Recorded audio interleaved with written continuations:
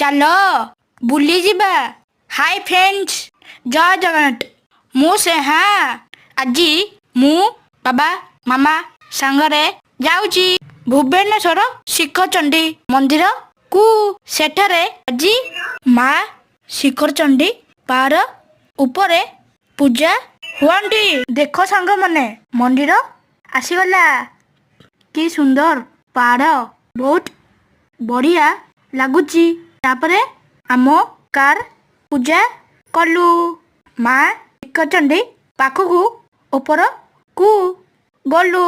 ଆରେ କି ମାଙ୍କଡ଼, ଚାଲି ଚାଲି ଉପରେ ଗଲୁ। ତାପରେ ମାକୁ ପୂଜା କଲୁ।